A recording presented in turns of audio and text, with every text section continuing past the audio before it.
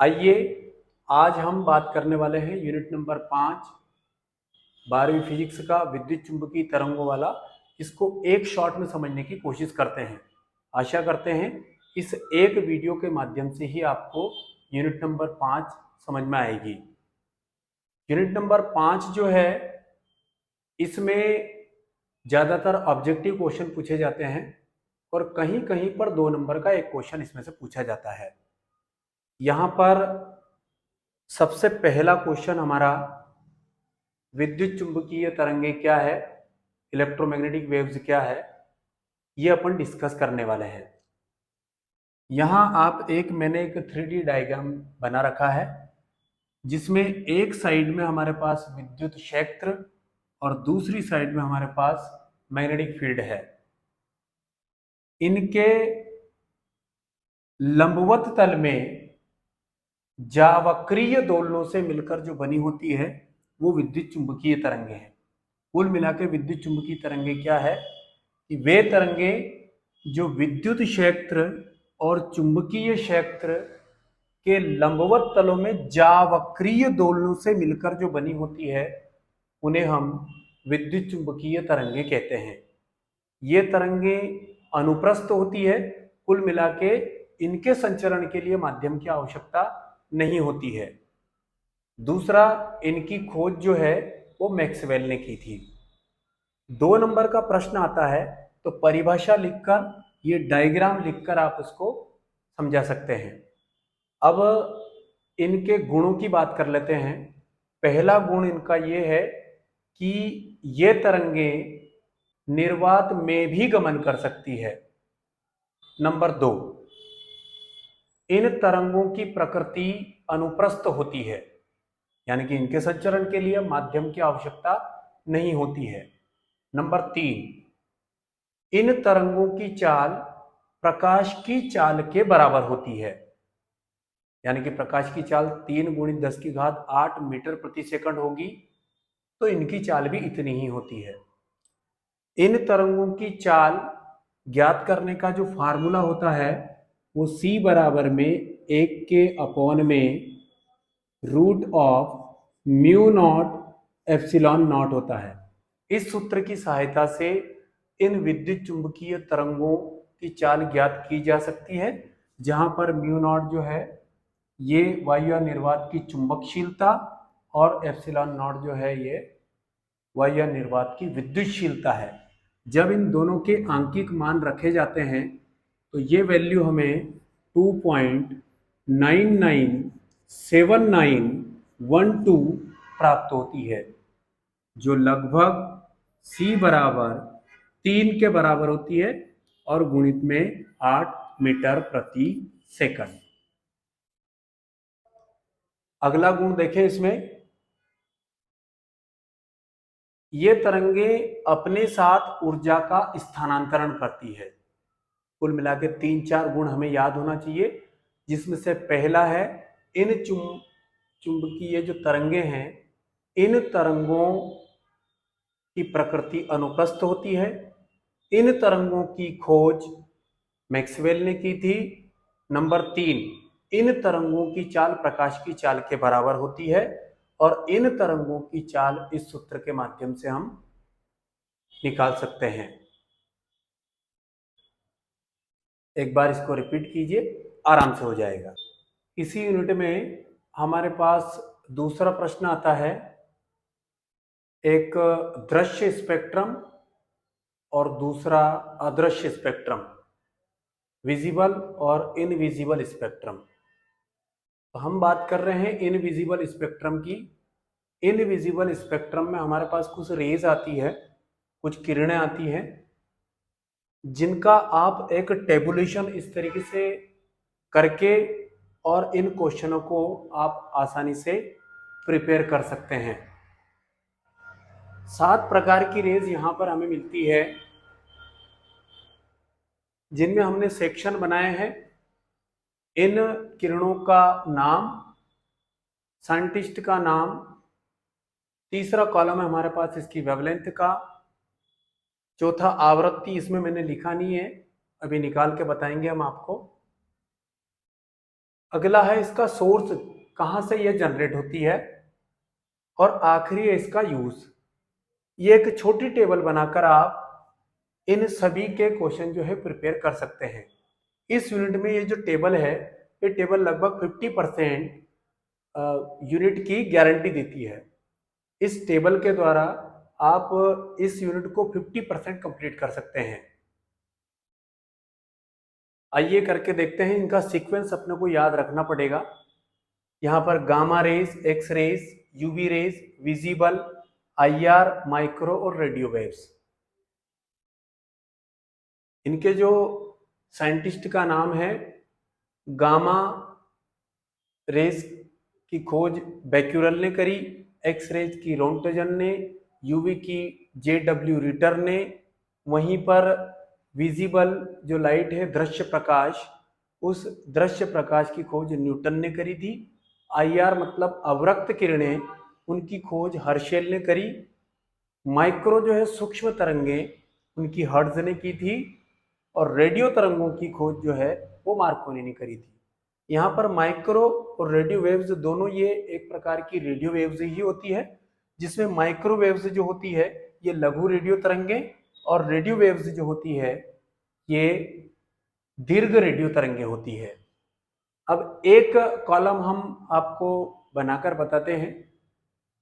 इस प्रकार से आप इसका स्क्रीनशॉट लेकर खुद भी आप इसको प्रिपेयर कर सकते हैं, और खुद से प्रिपेयर करना ही पड़ेगा, अदरवाइज इनको अलग अलग कैसे रखेंगे। इस टेबल को बनाकर एग्जाम में आप डायरेक्ट इसको कर सकते हैं, ताकि जिसे जरूरत पड़ती है यहाँ से वैल्यू पिकअप कर लेंगे। तो यहाँ पर गामा रेस का जो लेमडा वेवलेंथ होता है वो 10 की घात -14 से 10 की घात -10 मीटर के बीच होती है। ये जितनी भी रेंज है सब मीटर लेंथ में दे रखी है। इनको कन्वर्ट भी कर सकते हैं हम। यहाँ पर एक्स रेज का जो होता है वो -13 से लेकर -8 के बीच में होता है। यूवी का -8 से -7 के बीच में होता है। अब यहाँ पर सीक्वेंस में अगर आगे आते हैं अपन, ये जो टेबुलेशन है, इस टेबुलेशन में हम आपको एक रो बताते हैं, उसके हिसाब से ये आगे की साइड आ जाएगी। गामा रेस जिसकी खोज बैक्यूरल ने करी थी। दूसरा जो इसके लिए लेमडा वेवलेंथ है, जिसको रेंज बोलते हैं, परास, तरंगदैर्घ्य परास होता है, वो -14 से -10 मीटर के बीच में होती है। यहाँ पर सोर्स जो है ये नाभिकीय अभिक्रियाओं के द्वारा ये गामा रेज उत्पन्न होती है। जैसे रेडियो एक्टिव तत्व होते हैं, उस रेडियो एक्टिव तत्व के नाभिक से स्वतः उत्सर्जन के द्वारा गामा विकिरण उत्सर्जित होती है। यहीं पर इनके उपयोग अगर देखें तो दो उपयोग हमने यहाँ पर लिखे हैं, बाकी उपयोग बुक में से आप कर सकते हैं। इसका क्या क्या उपयोग हो सकता है, एक तो कैंसर के इलाज में होता है इसका, और एक अवांछनीय कोशिकाओं को काटने के काम में आता है। शरीर के अंदर कुछ अवांछनीय कोशिकाएं आ जाती है, उन कोशिकाओं को काटने के लिए बैक्यूरल किरणों का उपयोग किया जाता है, यानी कि गामा रेज को बैक्यूरल किरणें भी कहा जा सकता है। ये सीक्वेंस में बाकी की 6 किरणें जो है वो हमने बात करी है। अब यहाँ पर बात रहती है इसकी कि इनकी आवृत्ति परास कैसे निकाला जाए। तो उसके लिए एक फार्मूला होता है, वो फार्मूला आप करके देखें। यहाँ पर देखिए हमारे पास एक फार्मूला है आवृत्ति के लिए, न्यू बराबर सी के अपॉन में लेमडा होता है। अब न्यू इज इक्वल टू सी मतलब प्रकाश की चाल 3 × 10 की घात 8, और लेमडा यानी कि इसका तरंगदैर्घ्य परास होता है। तरंगदैर्घ्य परास में पहले मैं -14 ले रहा हूं, तो ये 10 की घात -14 यहाँ पर हो गई है। अब ये 14 जैसे ही ऊपर जाएगा तो न्यू बराबर 3 × 10 की घात 8 पहले से था, और 10 की घात ये ऊपर आया तो प्लस में हो गया, तो ये 14। तो 14 और 8 जो होता है वो जोड़ेंगे तो 22 होगा, यानी कि न्यू आवृत्ति जो है 3 × 10 की घात 22 हर्ट्ज के बीच होती है। 10 की घात 22 से लेकर यहाँ पर 4 कम कर दीजिए तो 18 तक, यानी कि इसका आवृत्ति परास जो होगा वो होगा 10 की घात 22 हर्ट्ज से लेकर 10 की घात 18 हर्ट्ज के बीच में। इस तरीके से आप इन बाकी किरणों की आवृत्ति परास भी इस सूत्र के माध्यम से निकाल सकते हैं। इस क्रम में हमारे पास अगला प्रश्न है विस्थापन धारा वाला, डिस्प्लेसमेंट करंट वाला। विस्थापन धारा किसे कहते हैं? परिवर्ती विद्युत क्षेत्र के कारण उत्पन्न धारा को विस्थापन धारा कहा जा सकता है। यानी कि वेरिएटेड जो इलेक्ट्रिक फील्ड होगा उसके द्वारा डिस्प्लेसमेंट करंट जनरेट होता है। अब डिस्प्लेसमेंट करंट यहां पर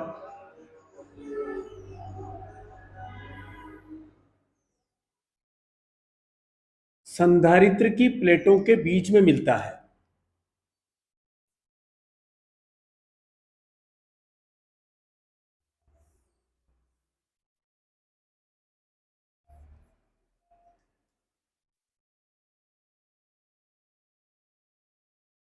बाहर से आप इसमें वोल्टेज अप्लाई करेंगे संधारित्र में, तो इस दोनों प्लेटों के बीच में जो करंट जनरेट होगा वो होगा डिस्प्लेसमेंट करंट। यानी कि संधारित्र की प्लेटों के बीच उत्पन्न धारा को विस्थापन धारा कहा जा सकता है। इसकी एक और डिफिनेशन आप ये लिख सकते हैं। फिर से देखें इसको आप, विस्थापन धारा क्या है? परिवर्ती विद्युत क्षेत्र के कारण उत्पन्न धारा को विस्थापन धारा कहा जाता है। या फिर इसकी जो परिभाषा है एक और आप ऐसा लिख सकते हैं कि संधारित्र की प्लेटों के बीच में जो विद्युत क्षेत्र उत्पन्न होगा उस विद्युत क्षेत्र के कारण विस्थापन धारा उत्पन्न होती है। इसे आप आई डी से दर्शाते हैं। आई पेयर में D is equal to epsilon not D five upon में डी टी, ये इसका फार्मूला होता है। अब यहां पर इसके लिए व्यंजक की भी बात करें अपन, ये इसका छोटा सा एक डेरिवेशन है अगर व्यंजक आता है तो।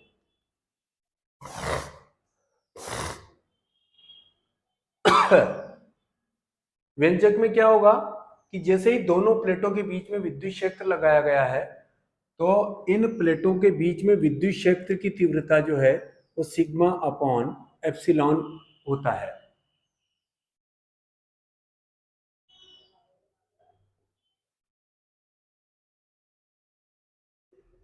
यहाँ ये जो सिग्मा पृष्ठीय आवेश घनत्व Q अपॉन में A, ये वाली चीज ऊपर अप्लाई करूंगा मैं, तो E is equal to Q upon में A एप्सिलॉन नॉट हो जाता है।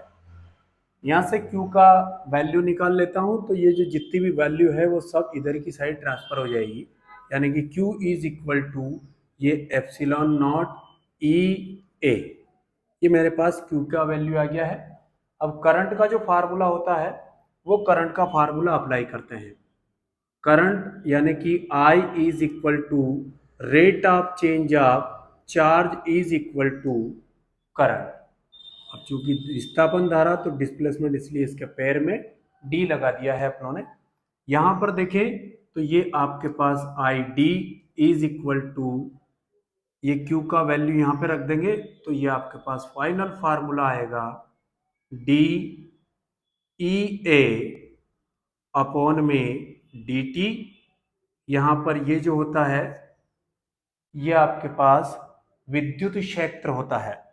यानी कि I D is equal to epsilon not D five E upon में डी टी। ये सिंपल डेरिवेशन भी अगर पूछा जाए तो हम कर सकते हैं।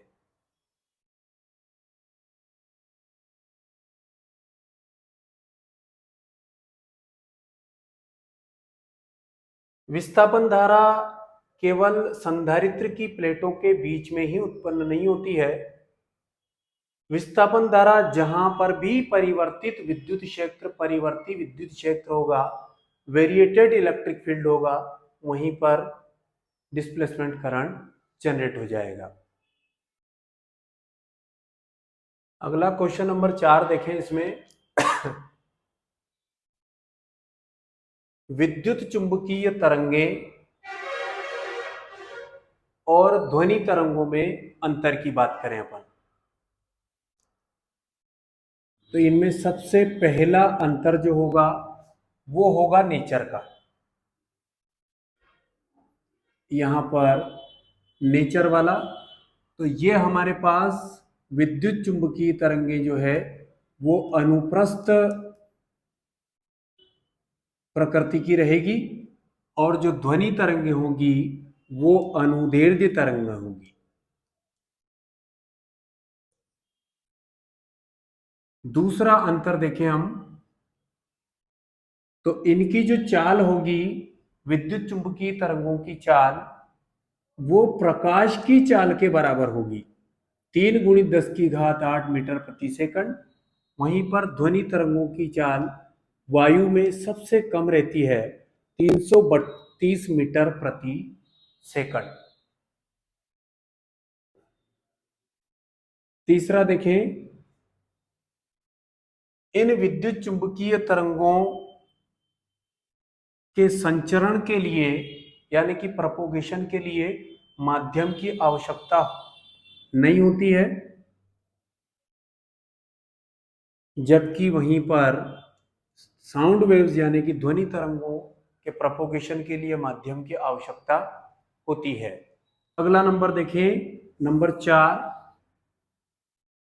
कि इन विद्युत चुंबकीय तरंगों का जो वेग होगा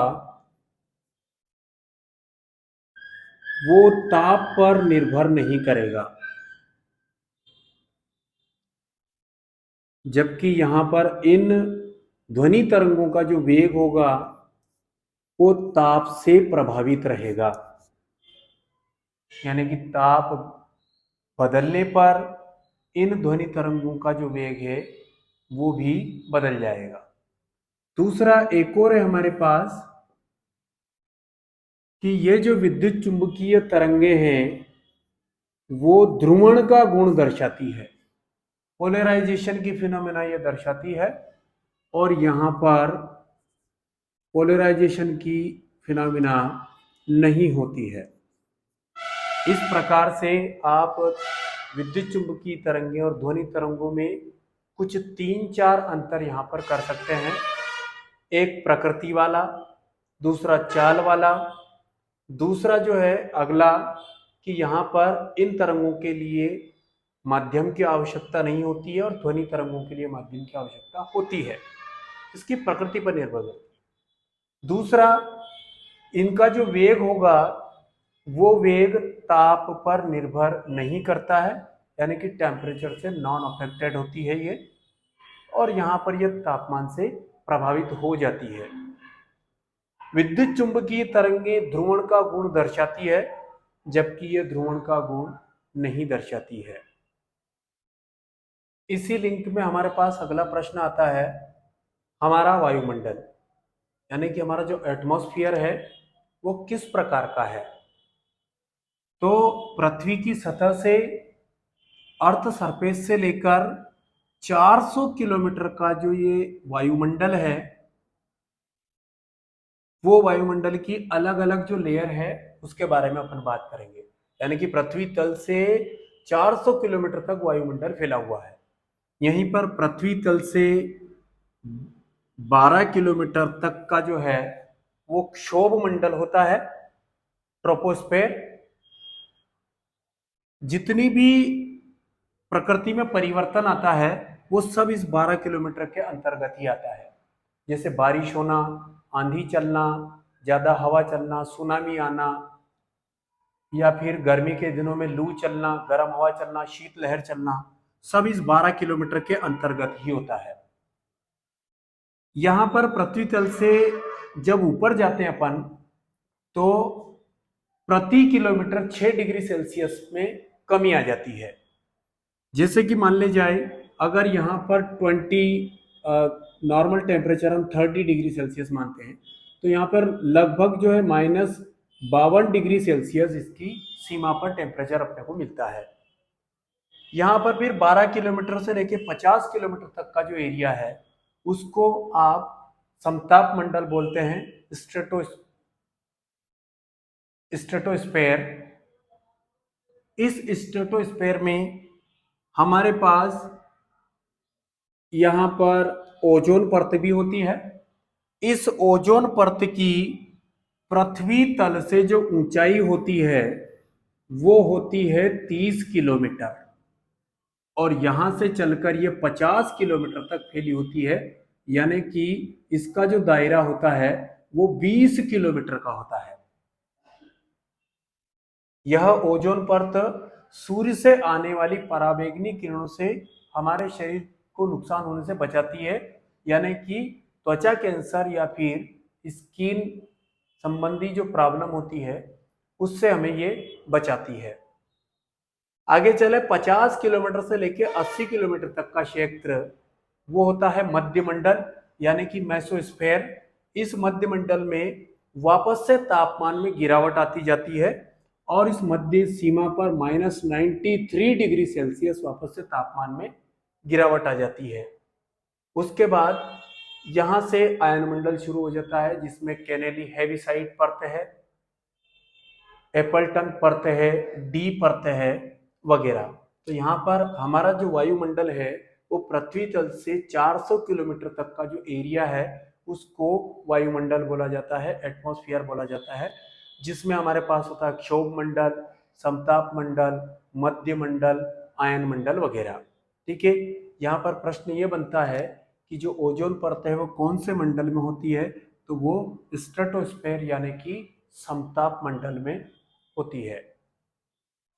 अगला प्रश्न हमारे पास ग्रीन हाउस प्रभाव का है, जो आपने 8वीं 9वीं 10वीं तक आराम से इसको पढ़ा होगा। अपने ये वाला प्रश्न जो है अपने हिसाब से भी लिखा जा सकता है कि ग्रीन हाउस प्रभाव क्या होता है। जहां पर ठंडे देश होते हैं उन ठंडे देशों में ये ग्रीन हाउस प्रभाव बहुत काम का होता है। क्या प्रभाव रहता है इसका देखें अपन, कि पृथ्वी की या फिर वायुमंडल की निचली परतों द्वारा और बादलों के कारण अवरक्त किरणों का परावर्तित होकर निचली सतह का गर्म बना देना या फिर निचली सतह को गर्म रखने के प्रभाव को ग्रीन हाउस प्रभाव बोलते हैं। किस तरीके से, जैसे मान लीजिए यहां पर पृथ्वी की सतह है, इस पृथ्वी सतह से यहां से आईआर रिलीज होती है,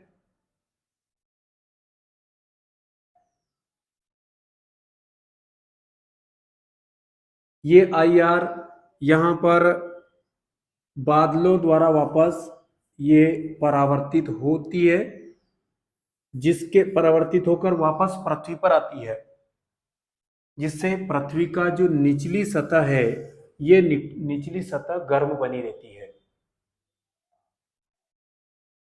तो वायुमंडल की निचली परतों द्वारा आईआर के परावर्तन से गर्म प्रभाव ग्रीन हाउस प्रभाव कहलाता है। अब यहां पर एक क्वेश्चन ये होता है कि अगर ये बादल या फिर ये जो आईआर है ये वायुमंडल से परावर्तित नहीं होती तो पृथ्वी तल का तापमान कैसा रहता। तो अगर ये आईआर इस निचली परतों द्वारा या बादलों द्वारा अगर परावर्तित नहीं होती है तो पृथ्वी तल का जो तापमान है उसमें गिरावट आती और पृथ्वी तल जो है वो पृथ्वी की सतह एकदम ठंडी हो जाती। यही कारण है कि जिस समय अगर बारिश होने की संभावना होती है उस समय हमें ज्यादा गर्मी लगती है, यानी कि उमस होती है। हम एक अनुमान से कह सकते हैं कि आज बहुत ज्यादा उमस है, आज बारिश हो सकती है। वो ग्रीन हाउस प्रभाव के कारण ही हम कह सकते हैं। भी छोटे छोटे प्रश्न हैं, जैसे कि कोहरे में वस्तुओं को देखने के लिए अवरक्त किरणों का ही उपयोग क्यों किया जाता है, यानी कि why I R use in fog to see the objects. तो उसका कारण है कि आई आर का जो तरंगदैर्ध्य होता है वो अधिक होता है, जिसकी वजह से इन आई आर का जो प्रकीर्णन है वो बहुत कम होता है, और अगर प्रकीर्णन कम होगा तो इंटेंसिटी ज्यादा होगी। इसके लिए एक यहाँ पर किरचॉफ का एक नियम लगता है, I is directly proportional to 1/λ4। तरंगदैर्घ्य ज्यादा है तो उसका जो प्रकीर्णन है वो प्रकीर्णन तीव्रता कम होगी, और अगर प्रकीर्णन तीव्रता कम होगी तो ये किरणें जो है दूर तक किसी वस्तु को दिखा पाएगी, दूर तक जा पाएगी। इस वजह से कोहरे में IR का उपयोग किया जाता है। फिर से देखें इसको, कोहरे में वस्तुओं को देखने के लिए IR का ही उपयोग क्यों किया जाता है? क्योंकि इनका तरंगदैर्घ्य ज्यादा होने की वजह से प्रकीर्णन कम होता है, और प्रकीर्णन अगर कम होगा तो ये किरणें जो ये तरंगे जो है ये ज्यादा दूरी तय करेगी। इसलिए जो कोहरा होता है यानी कि जो धुंध होती है उसमें गाड़ियों में उनकी हेडलाइट के रूप में फॉग लैंप लगाए जाते हैं। अगला क्वेश्चन देखिए, रडार जो तकनीक होती है, समुद्र में जहाज को बर्फ वगैरह का पहाड़ देखने के लिए जिस तकनीक का यूज किया जाता है उसको रडार तकनीक बोला जाता है। उस रडार तकनीक में सूक्ष्म तरंगों का ही उपयोग क्यों किया जाता है? उसका कारण है, इसका जो तरंगदैर्घ्य होता है वो तरंगदैर्घ्य 1 mm से लेकर 1 मीटर के बीच में होता है, यानी कि इसका तरंगदैर्घ्य बहुत कम है। तरंगदैर्घ्य अगर कम होगा तो इसका जो प्रकीर्णन है, ये जो तरंगे हैं ये बहुत दूर तक जाएगी और प्रकीर्णन इसका कम हो पाएगा। जैसे प्रकीर्णन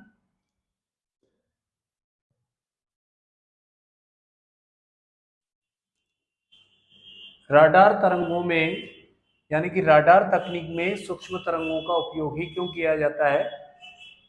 राडार सूक्ष्म तरंगों का तरंगदैर्घ्य कम होने की वजह से प्रकीर्णन कम होता है, इसलिए एक ये किरण पुंज की भांति आगे बढ़ती है, इसलिए सूक्ष्म तरंगों का उपयोग इसमें किया जाता है। छोटे छोटे प्रश्न हैं, 2 या 3 लाइन में इनका उत्तर देना होता है, जवाब देना होता है, जो आप बहुत आसानी से दे सकते हैं। अगला क्वेश्चन देखें, विद्युत स्फुलिंग जो है उस विद्युत स्फुलिंग में यानी कि वेल्डिंग जहां किया जाता है वहां पर ओजोन का गंध क्यों आता है? तो जैसे ही वेल्डिंग की जाती है तो उस वेल्डिंग से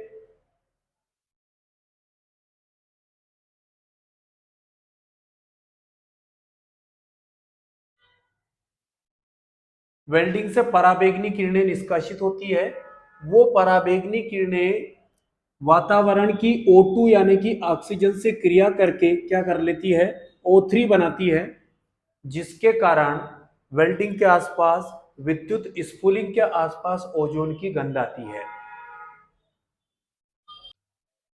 MP बोर्ड 12th फिजिक्स के हिसाब से हमने ये जो क्वेश्चन किए हैं, MP बोर्ड में जिस तरीके का पेपर आता है उस तरीके से ये सफिशिएंट होता है। अब ओवरऑल हम एक निष्कर्ष निकाल के कुछ प्रश्न, कुछ ऑब्जेक्टिव प्रश्न हैं, उनके जवाब आप स्वयं तैयार करेंगे।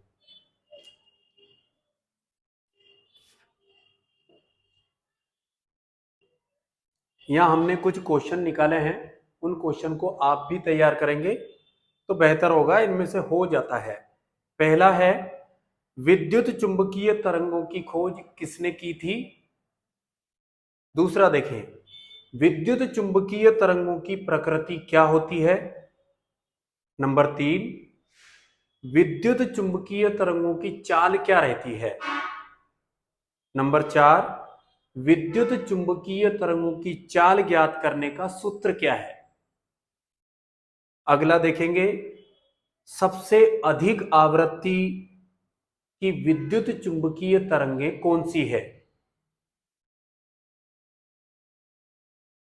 इसमें एक प्रश्न आता है कि सबसे अधिक आवृत्ति और सबसे कम आवृत्ति, कुल मिलाकर आवृत्ति के आधार पर घटते क्रम में विद्युत चुंबकीय तरंगों को लिखिए। ये क्वेश्चन एक बार आया हुआ है। इस क्वेश्चन को भी आप उस टेबल के हिसाब से उसका आंसर निकालकर यहां पर लिख सकते हैं। अगला ऑब्जेक्टिव देखें, कोहरे में वस्तुओं को देखने के लिए कौन सी तरंगों का उपयोग किया जाता है। अगला ऑब्जेक्टिव देखें नंबर 7, फिंगरप्रिंट की जांच करने में, जैसे अपन कहीं पर कियोस्क पर अगर पैसा निकलवाने जाते तो वहां पर अंगूठा लगाना पड़ता है बायोमेट्रिक सिस्टम के आधार पर, तो फिंगरप्रिंट की जांच करने में कौन सी तरंगों का उपयोग किया जाता है। नंबर 8 अगला देखें, दूर संचार में कौन सी तरंगों का उपयोग किया जाता है। अगला देखें, राडार प्रणाली में कौन सी तरंगें उपयोग की जाती है। एक और प्रश्न यहां पर ज्यादातर आता रहता है कि दृश्य प्रकाश का तरंगदैर्घ्य कितना होता है। तो इन प्रश्नों को आप तैयार करेंगे, इनके आधार पर ही यूनिट नंबर 5 हमारे पास कंप्लीट हो जाती है। आशा करते हैं आप इस वीडियो के माध्यम से यूनिट नंबर 5 तैयार करेंगे। तो इस वीडियो को